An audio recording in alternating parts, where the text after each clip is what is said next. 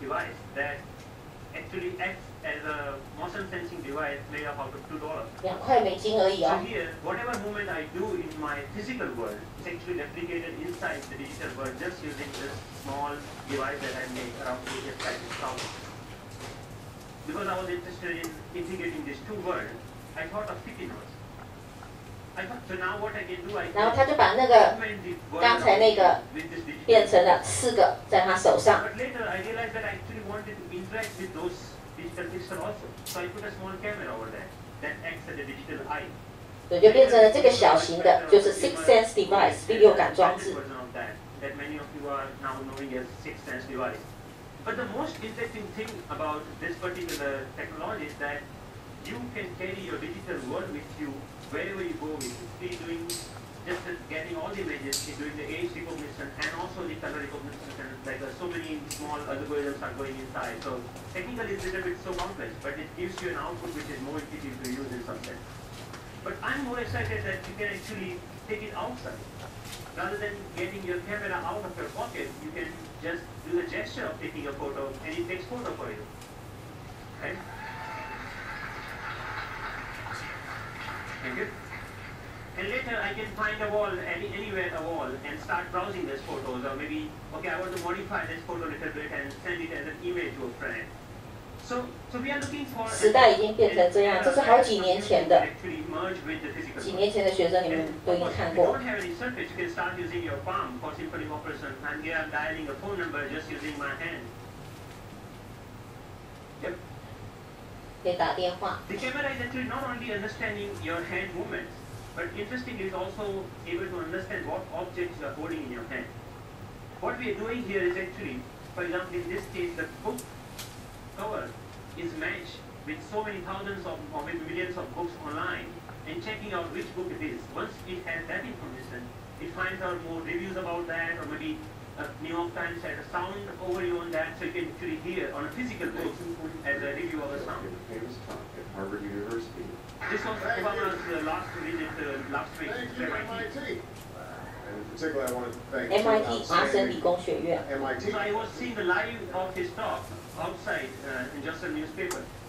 Your newspaper will show you live of your weather information. 他把物质的世界跟资讯的世界结在一起，这么方便。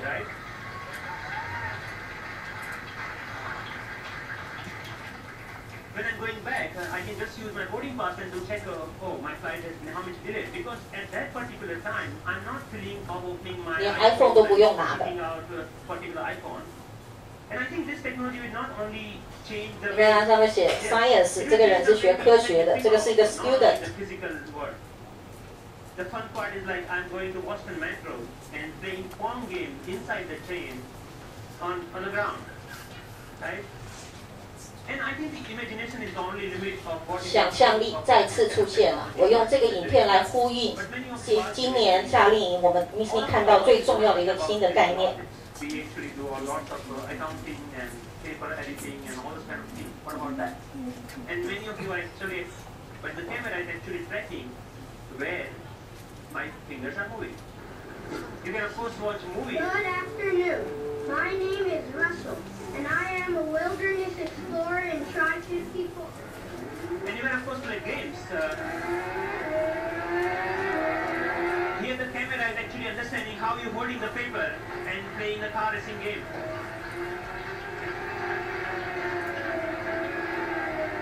Many of you already must have thought, okay, you can browse. Yeah, of course you can browse to any website. So you can do all sort of stuff like this in a different way than the NGOs in India are thinking that why everyone can develop their own. 每个人都可以开发自己的第6感装置，因为硬体不难。 但是这个想象，这个空间怎么会想？这个最棒了，开放所有的原始码。这就是为什么我们现在不再来的平板系统要买 Android， 因为 Android 的系统就是 CC 授权，全部都是 free 的，就是每个人贡献自己的。好，这个是几年前 Miss 给你们看的。那刚才我们已经看到了，因为有 App， 所以已经年轻的小孩，因为他们比我们这些大人，像 Miss 真的太老了。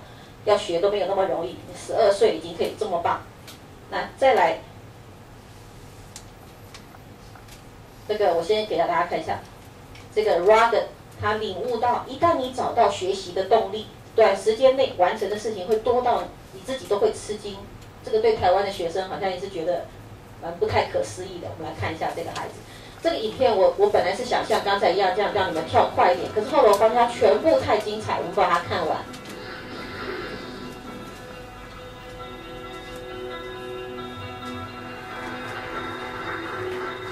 这个13岁。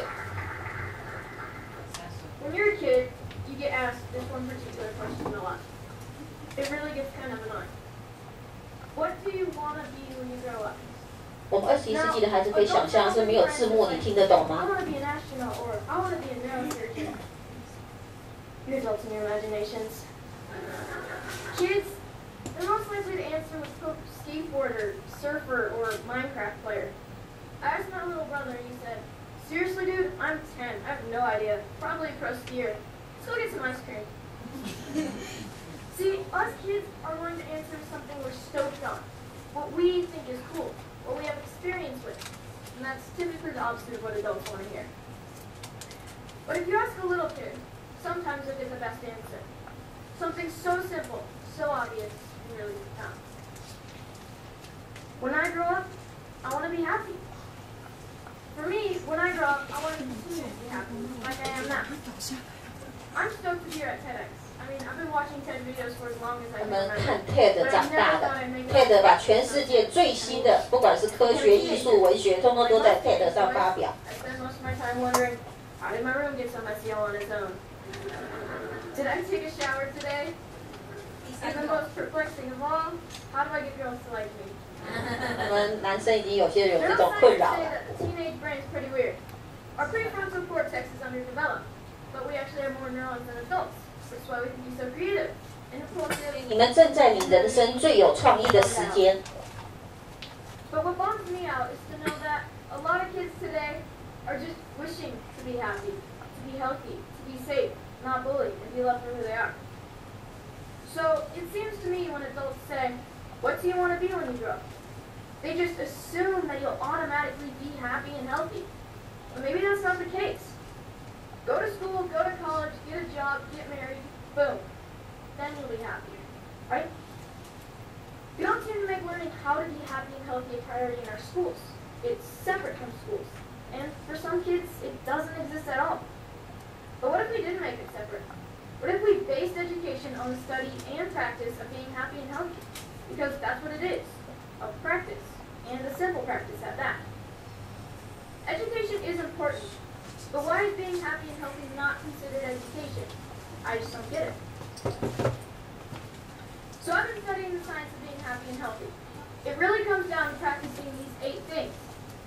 Exercise, diet, nutrition, time in nature, contribution, service to others, relationships, recreation, relaxation and stress management, and religious or spiritual involvement.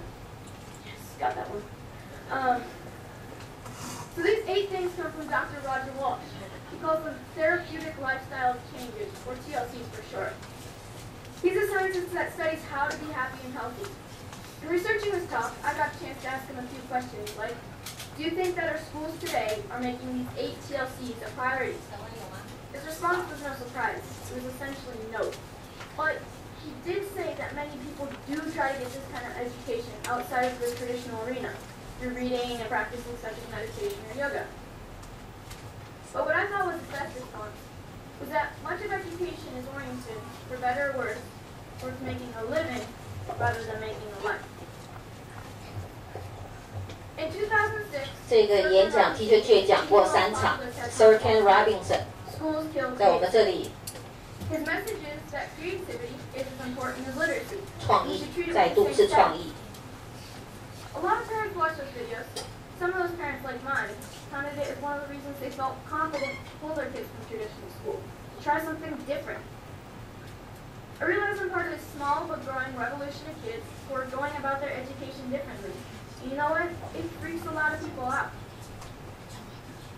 Even though I was only 9 when my parents pulled me out of the school system, I can still remember my mom being in tears when some of her friends told her she was crazy and it was a stupid idea. Looking back, I'm thankful she didn't cave to peer pressure, and I think she is too. So, out of the the 200 million people that have watched Sir Ken Robinson's talk, why aren't there more kids like me out there?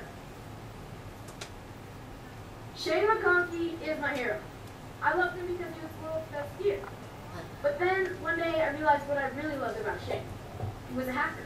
Not a computer hacker. He hacked skiing.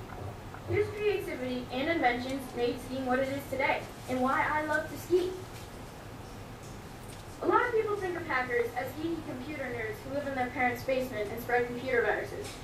But I don't see it that way. Hackers are innovators. Hackers are people who challenge and change the systems to make them work differently, to make them work better. It's just how they think. It's a mindset. I'm growing up in a world that needs more people with the hacker mindset. And not just for technology. Everything is up for being hacked.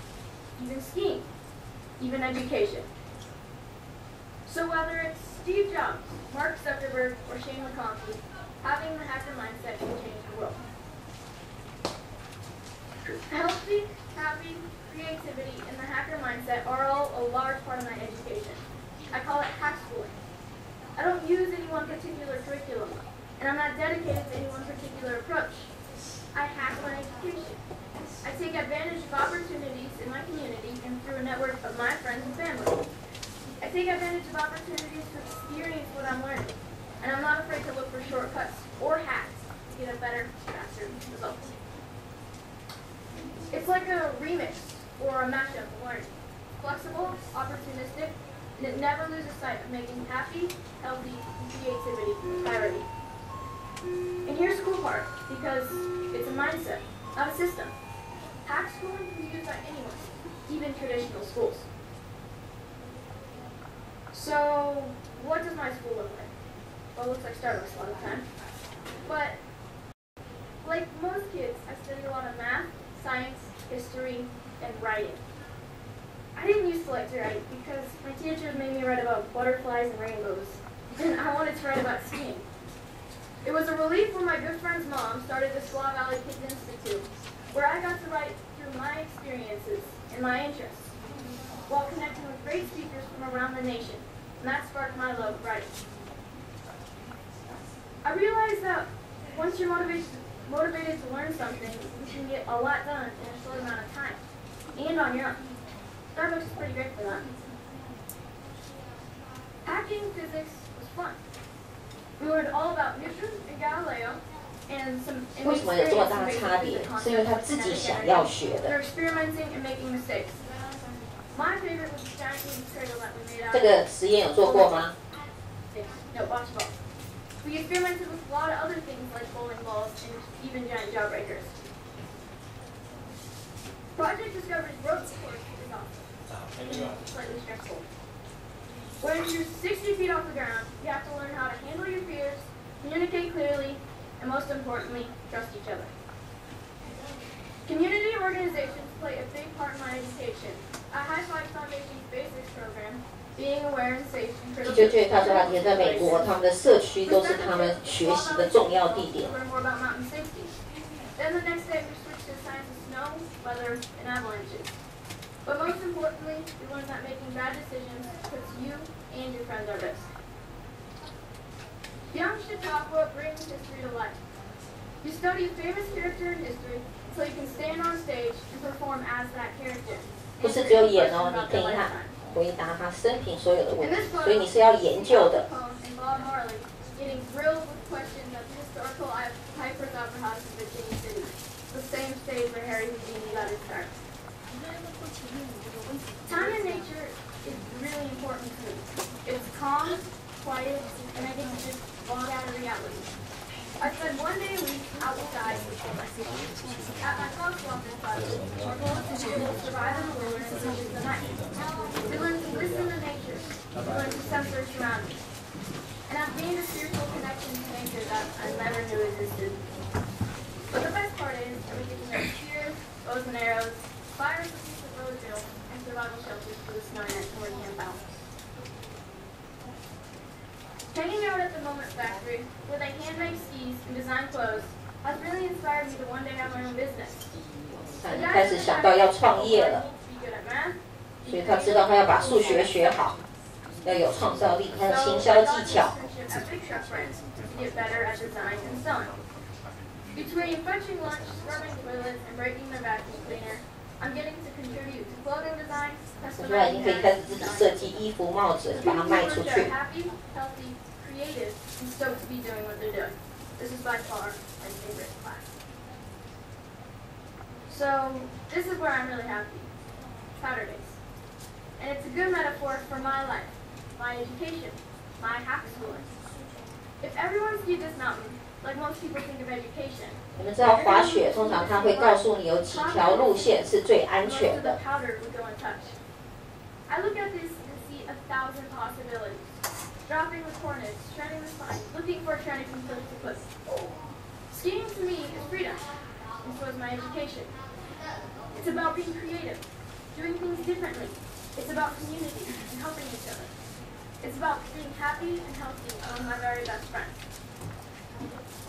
So I'm starting to think I know what I might want to do when I grow up.